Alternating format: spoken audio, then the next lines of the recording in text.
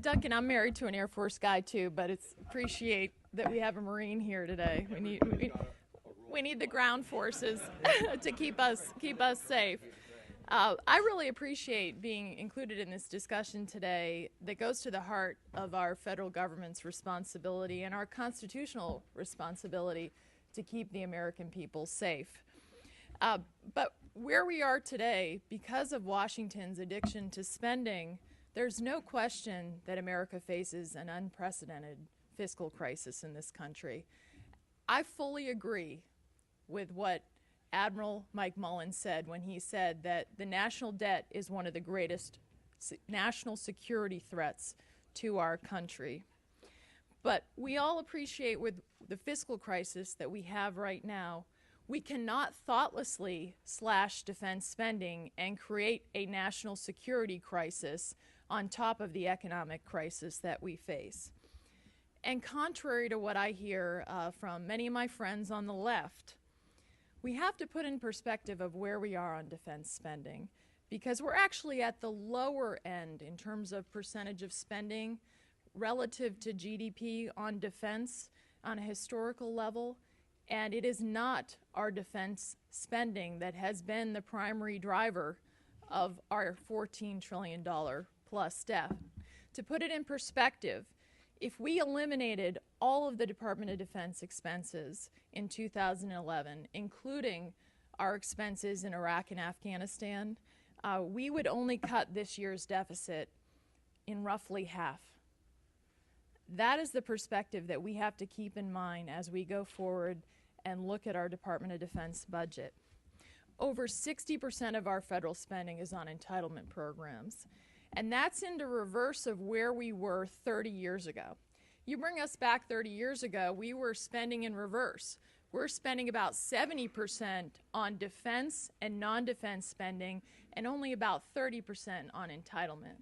So what we need to do in Washington is show some political courage to take on the difficult issues of entitlement reform if we are serious about keeping our country protected and getting our country on a fiscally responsible and sustainable path going forward.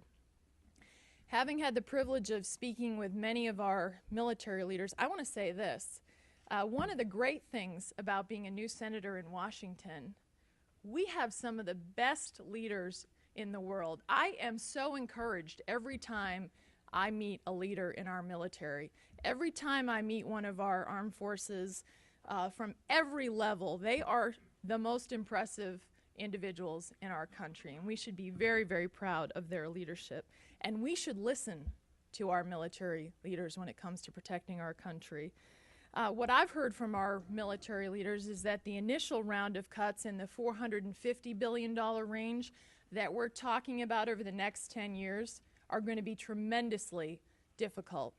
They think they can do it, but it's not going to be easy. It's not fully without risk.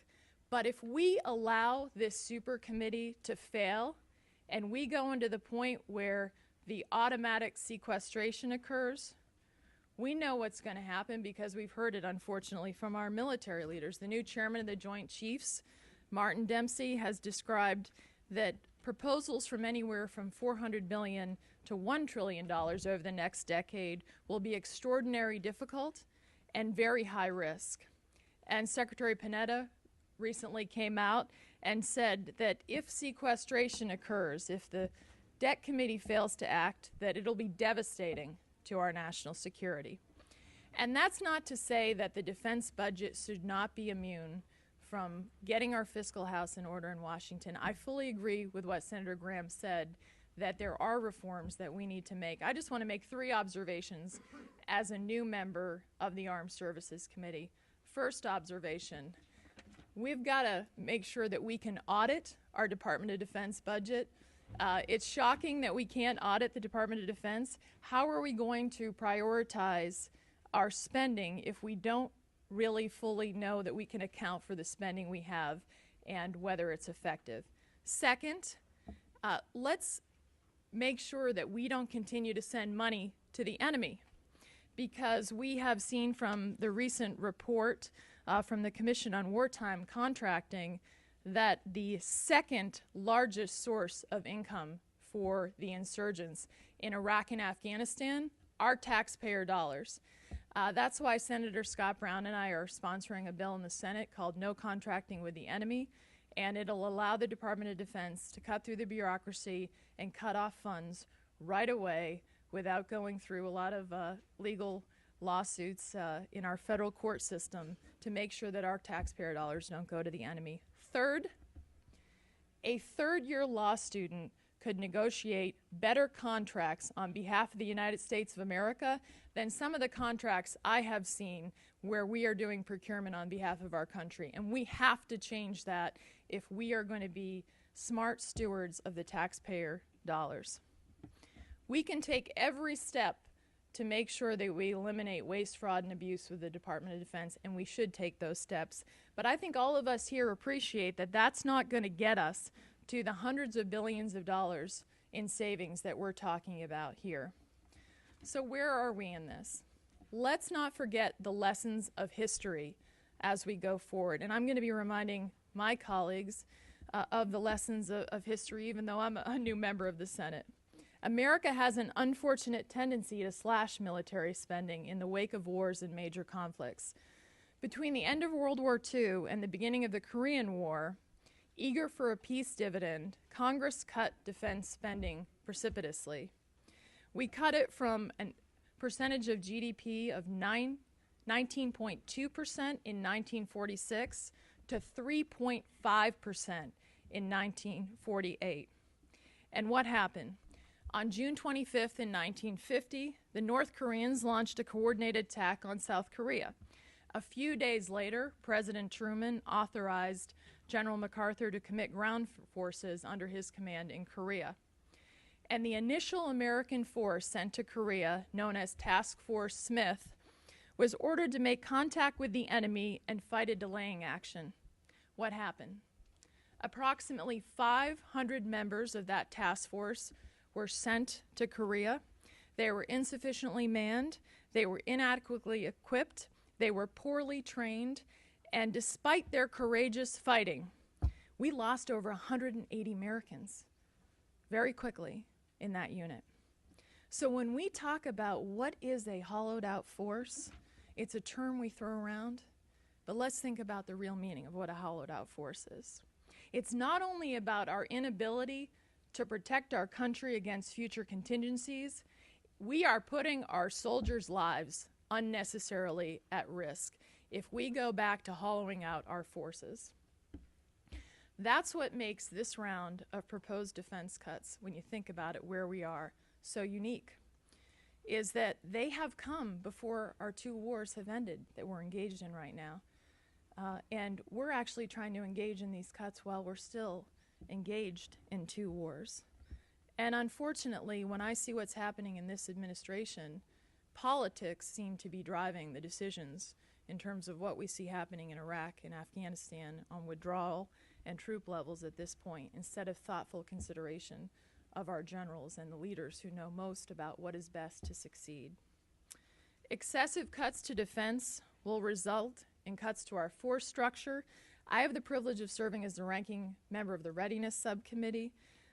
It's going to hurt our much-needed modernization program in a period where the national security threats, Senator Graham certainly talked about them in very articulate terms. They're increasing, they're not declining.